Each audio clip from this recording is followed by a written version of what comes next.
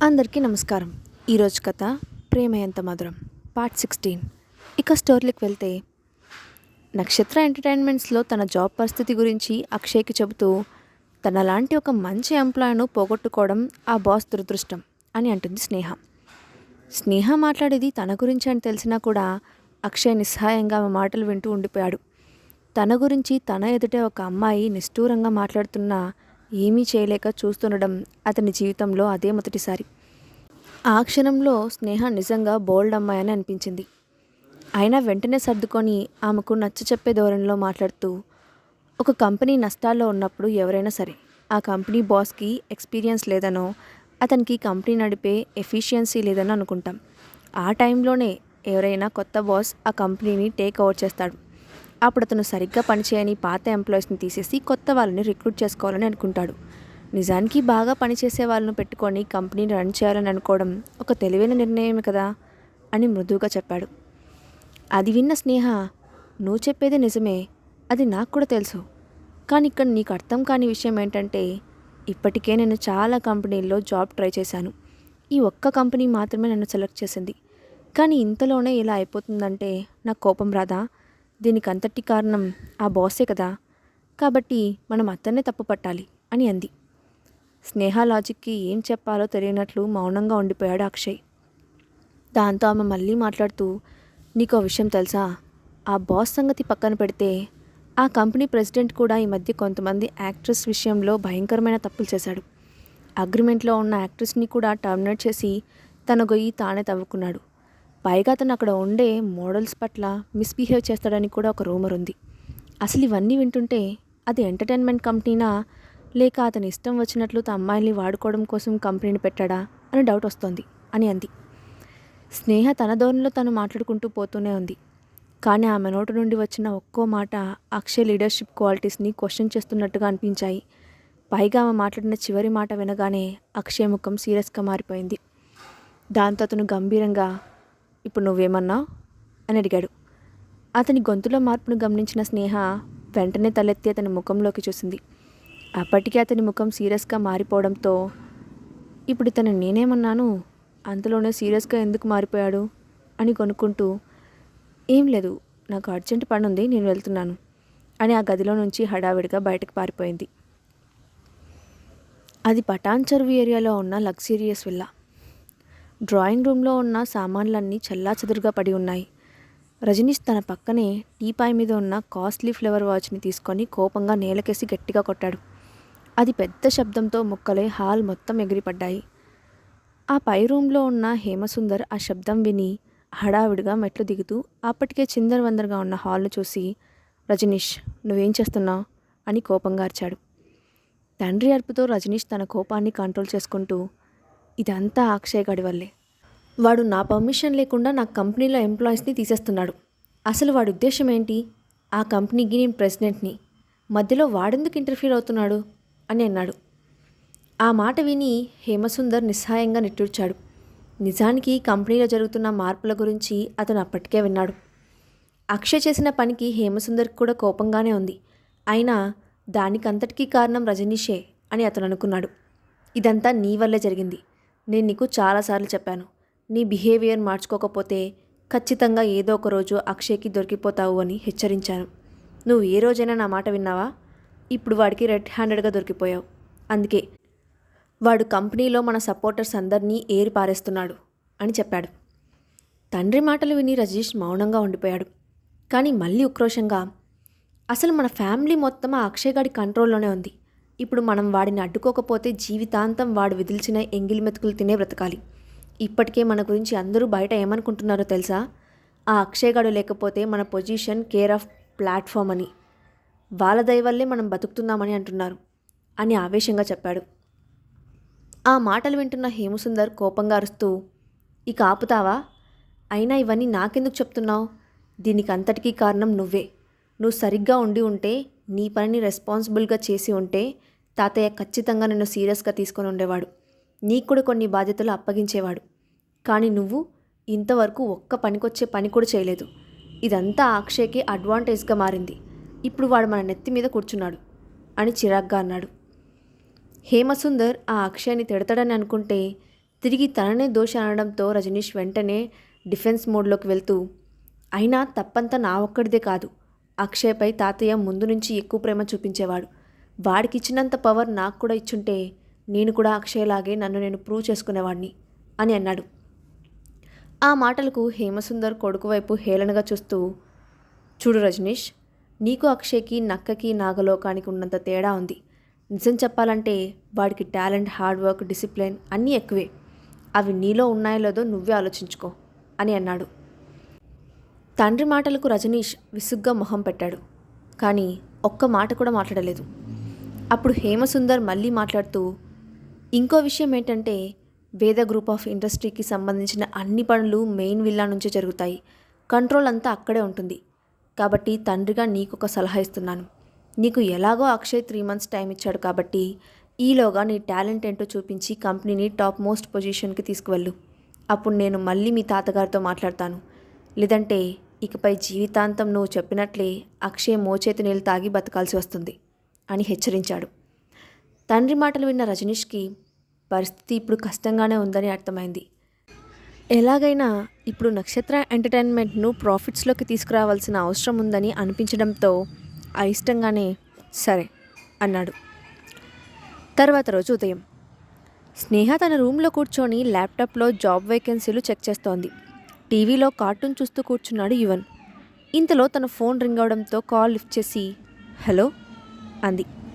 వెంటనే అటువైపు నుండి, హలో మేడం, మేము నక్షత్ర ఎంటర్టైన్మెంట్ నుంచి ఫోన్ చేస్తున్నాం. మీ జాబ్ కన్ఫర్మ్ అయింది. మీరు 2 రోజుల్లో వచ్చి జాయిన్ అవ్వాల్సి ఉంటుంది అని చెప్పాడు హెచ్ఆర్.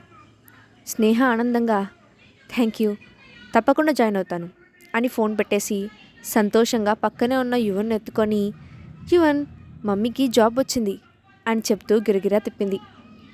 తల్లి ఆనందాన్ని చూసిన యువన్ కూడా సంతోషంగా వావ్ మమ్మీ, కంగ్రాచులేషన్స్ అంటూ నవ్వుతూ తల్లిని హక్ చేసుకొని, you are a super woman అంటూ స్నేహ చెంపపై కిస్ చేశాడు. స్నేహ యువన్ ఇద్దరూ గదిలో సందడిగా అరుస్తుండటంతో ఆ శబ్దాలకు కింద హాల్లో కాఫీ తాగుతున్న అక్షయ్ తల పైకెత్తి గదివైపు చూశాడు. తల్లి కొడుకులిద్దరూ సంతోషంగా ఉన్నట్లున్నారు అని తనలో తానే నవ్వుకున్నాడు.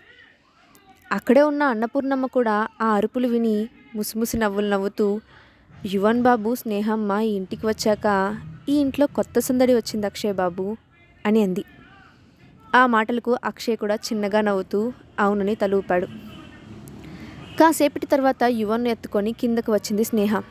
అందరూ బ్రేక్ఫాస్ట్ కోసం టేబుల్ దగ్గర కూర్చోగానే యువన్ ఆనందంగా, డాడీ, పూర్ణగ్రాని, మీకు ఒకటి తెలుసా, మా మమ్మీకి జాబ్ వచ్చింది.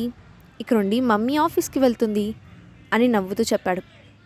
అప్పుడు అక్షయ్ స్నేహ వైపు చూసి, హో, అయితే మీ బాస్ నువ్వు అనుకున్నంత వరస్ట్గా లేరనిపిస్తోంది అని అన్నాడు. నిన్న రాత్రి తన బాస్ని అక్షయ్ దగ్గర తిట్టిన విషయం గుర్తు చేసుకున్న స్నేహ నవ్వుకుంటూ, అవును, నేను ఎప్పుడైనా అతన్ని కలిస్తే తప్పకుండా థ్యాంక్స్ చెప్తాను అని అంది. అది విని అక్షయ్ నవ్వుకొని, అయితే ఇక మిగిలింది యువన్, అతను కూడా స్కూల్కి వెళ్ళాల్సిన టైం వచ్చింది రైట్ అని అడిగాడు. అప్పుడు స్నేహ, అవును, నేను కూడా అదే అనుకుంటున్నాను. యువన్కి కిండర్ గార్డెన్కి వెళ్ళే ఏజ్ వచ్చింది. జాయిన్ చేయడానికి ఒక మంచి స్కూల్ వెతకాలి అంటూ కొడుకు వైపు చూసి, యువన్, నువ్వు స్కూల్కి వెళ్ళడానికి రెడీగా ఉన్నావు కదా అని అడిగింది. యువన్ వెంటనే yes mummy, I'm excited to go to school అని అన్నాడు. స్నేహ నవ్వుతూ, గుడ్, అయితే ఇప్పుడు ఒక మంచి స్కూల్ను వెతకాలి అని అంది. ఆ విషయం నేను చూసుకుంటాను అని అన్నాడు అక్షయ్. స్నేహ వెంటనే పర్లేదు, మీరు బిజీగా ఉంటారు, ఆ సంగతి నేను చూసుకుంటాను అని అంది. ఆ మాటకు అక్షయ్ ఆమె వైపు సూటిగా చూస్తూ, ఇప్పుడు యువన్ రెస్పాన్సిబిలిటీ నీదే కాదు, నాది కూడా అని అన్నాడు. దాంతో స్నేహ ఇక ఏం మాట్లాడలేకపోయింది. అప్పుడు అన్నపూర్ణ నవ్వుతూ, అయితే యువన్ బాబును రోజు స్కూల్కి పంపడం తీసుకురావడం గురించి నేను చూసుకుంటాను అని అంది. వెంటనే నాకోకే అన్నాడు యువన్. యువన్ ఆతృత చూసి అందరూ చిన్నగా నవ్వారు. స్నేహ తను జాయిన్ అవ్వబోయే కంపెనీ గురించి పూర్తిగా తెలుసుకోవాలని అనుకుంది.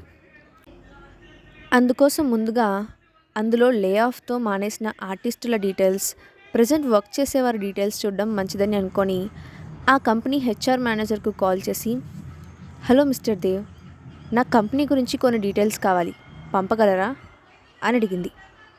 Sure madam, no problem, we will give you all details అని అన్నాడు మేనేజర్. దాంతో ఆమె తనకు కావాల్సిన డీటెయిల్స్ గురించి అడిగింది. మేనేజర్ వెంటనే వాటన్నిటిని మెయిల్ చేయడంతో స్నేహ వాటిని చెక్ చేసింది. దాని ప్రకారం నక్షత్ర ఎంటర్టైన్మెంట్ కంపెనీ స్టార్ట్ అయిన దగ్గర నుండే టాలెంటెడ్ పీపుల్ కొరత ఉందని అర్థం చేసుకుంది స్నేహ. నిజానికి అందరూ చాలా అందంగా ఉన్నారు, కానీ వాళ్ళ స్కిల్స్ మాత్రం చాలా డల్గా ఉన్నాయి. మరీ ముఖ్యంగా లేడీ ఆర్టిస్టుల ప్రొఫైల్స్ చూస్తే వాళ్ళంతా కేవలం అలంకారం కోసం తప్ప వాళ్ళ వల్ల కంపెనీకి ఎలాంటి యూస్ లేదని, కేవలం ప్రెసిడెంట్కి ఫేవర్గా ఉన్నందుకే వాళ్ళు అక్కడ ఉన్నారని ఆమెకు అర్థమైంది. కాసేపటికి స్నేహ డిసప్పాయింట్గా నిట్టూరుస్తూ ఆ ప్రొఫైల్స్ను పక్కకు పెట్టి మేల్ ఆర్టిస్టుల ప్రొఫైల్స్ చూసింది. వాళ్ళలో కూడా కొందరు లీస్ట్ కేటగిరీలో ఉన్న జూనియర్ ఆర్టిస్టులు ఉంటే, మరికొంతమంది కనీసం స్టేజ్పై కూడా యాక్ట్ చేయని వాళ్ళు ఉన్నారు. ఆ ప్రొఫైల్స్తో కూడా నిరాశ చెందిన స్నేహ చిరాగ్గా క్లోజ్ చేయబోయింది. కానీ ఇంతలో చివరిగా కనిపించిన ప్రొఫైల్ ఆమెకు ఇంట్రెస్టింగ్గా అనిపించడంతో అతని గురించిన ఇన్ఫర్మేషన్ను చెక్ చేసింది. ప్రొఫైల్ ప్రకారం అతని పేరు కరణ్, వయసు 22 సంవత్సరాలు, 4-5 సినిమాల్లో యాక్ట్ చేశాడు, చూడ్డానికి హ్యాండ్సమ్గా కూడా అనిపించాడు. దాంతో ఆమె వెంటనే ఆన్లైన్లో చెక్ చేసింది. అతను యాక్ట్ చేసిన మూవీ క్లిప్పింగ్స్ను చూసింది. వాటిని చూసిన స్నేహ ఆశ్చర్యంతో నోరు తెరిచింది. అతను నిజంగా ఒక మట్టిలో మాణిక్యమని, అతన్ని షైన్ చేస్తే ఖచ్చితంగా ఒక పెద్ద సూపర్ స్టార్ అవుతాడని, చాలా మంచి పేరు తెచ్చుకుంటాడని ఆమెకు అనిపించింది. అతని విషయంలో కంపెనీ ఎందుకు అంత నెగ్లెక్ట్ చేసిందో ఆమెకు అర్థం కాలేదు. దాంతో ఆమె నిజంగా ఆ కరణ్ ఏజెంట్ ఎవరో కానీ చాలా తెలివి తక్కువ వాడిలా ఉన్నాడు, అతన్ని సరిగ్గా ప్రమోట్ చేయడం లేదని అనుకుంది. చాలాసేపు ఆలోచించిన తర్వాత కరణ్ను గైడ్ చేసి అతన్ని ఎంకరేజ్ చేయాలని నిర్ణయించుకుంది స్నేహ. కానీ ఒక కొత్త ఏజెంట్గా ఉన్న తాను మరో ఏజెంట్ దగ్గర నుండి ఆ ఆర్టిస్ట్ను తన దగ్గరకు ఎలా తెచ్చుకోవాలో ఆమెకు అర్థం కాలేదు. దాంతో దాని గురించి ఆలోచిస్తూ ఉండిపోయింది. అక్షయ్ ఆఫీస్లో చాలా బిజీగా ఉన్నాడు. కొత్త డీల్ గురించి డిస్కస్ చేసి అప్పుడే బోర్డ్ మీటింగ్ కంప్లీట్ చేసుకొని వచ్చాడు. వెంటనే డోర్పై చిన్నగా తట్టి అతని క్యాబిన్లోకి వచ్చాడు అసిస్టెంట్ త్రిపాఠి. చేతిలో ఫైల్తో వచ్చిన అతన్ని చూసి, ఎనీథింగ్ అర్జెంట్ అని అడిగాడు అక్షయ్. ఎస్ సార్, నక్షత్ర ఎంటర్టైన్మెంట్లో మిగిలిన ఆర్టిస్టులు, ఎంప్లాయీస్ గురించి డీటెయిల్డ్ రిపోర్ట్ మీకు ఇవ్వడానికి వచ్చాను అని చెప్పాడు త్రిపాఠి. నక్షత్ర ఎంటర్టైన్మెంట్స్ అనగానే అక్షయ్ వెంటనే అతని దగ్గర నుండి ఫైల్ తీసుకొని చెక్ చేయడం మొదలుపెట్టాడు. ప్రస్తుతం ఆ కంపెనీలో ఉన్న ఎంప్లాయీస్తో పాటు ఆర్టిస్టుల సంఖ్య కూడా చాలా తక్కువగా ఉంది. అది గమనించిన అక్షయ్ ఆ ఫైల్లో ఉన్న ఆర్టిస్టుల డీటెయిల్స్ను చెక్ చేశాడు. వాటిలో కరణ్ ప్రొఫైల్ని చూసిన వెంటనే ఒక్క క్షణం ఆలోచించి తర్వాత ఆ డాక్యుమెంట్ను త్రిపాఠికి ఇస్తూ, ఇతన్ని మేనేజ్ చేయమని మన కొత్త ఏజెంట్కి చెప్పండి అని అన్నాడు. ఆ మాట విని త్రిపాఠి ఆశ్చర్యపోతూ, కొత్త ఏజెంట్ అంటే స్నేహ గారే కదా సార్ అని అన్నాడు. అవును, ఇక ఈ ఫైల్లో ఉన్న మిగతా వాళ్ళ హిస్టరీ మొత్తం చెక్ చేసి పనికిరాని స్టఫ్ను టర్మినేట్ చేయండి. అవసరమైతే కొత్త ఆర్టిస్టుల కోసం ఫిల్మ్ అకాడమీ, టెలివిజన్ అకాడమీకి వెళ్ళండి. మనకిది క్రూషియల్ టైం అని చెప్పాడు అక్షయ్. త్రిపాఠికి తన బాస్ ప్రవర్తన కొంచెం విచిత్రంగా అనిపించింది. ఎప్పుడూ ఆర్టిస్టుల గురించి అంతగా శ్రద్ధ తీసుకొని అక్షయ్ ఇప్పుడు వాళ్ళపై ప్రత్యేకంగా దృష్టి పెట్టడంతో అతను కొంచెం ఆశ్చర్యపోయాడు. అయినా ఏం మాట్లాడకుండా ఓకే సార్ అని చెప్పి ఆ ఫైల్ తీసుకొని వెళ్ళిపోయాడు. నక్షత్ర ఎంటర్టైన్మెంట్స్లో స్నేహ ఎలాంటి పరిస్థితులు ఎదుర్కోబోతుంది? రజనీష్ తన పదవిని నిలుపుకోవడానికి ఏం చేయబోతున్నాడు?